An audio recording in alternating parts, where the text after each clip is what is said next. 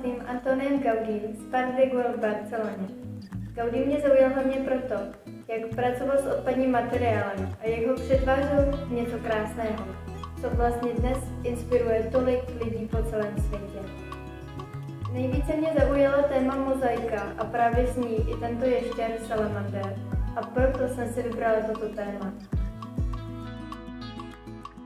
Přemýšleli jste někdy nad tím, kde končí odpad? Já ano.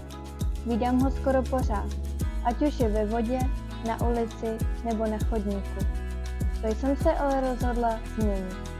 Chtěla jsem vytvořit skulpturu podle vzoru Gaudího a tak jsem přemýšlela, z čeho, protože shánět materiály není lehké.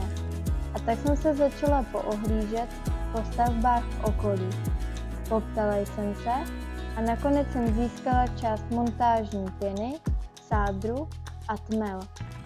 Můj salamandr z těchto materiálů dostal tělo, facky i ocásek.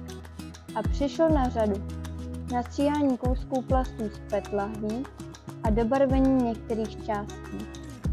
Mezitím jsem se věnovala také detailům, jako je tvorba proudu vody nebo detaily kůže.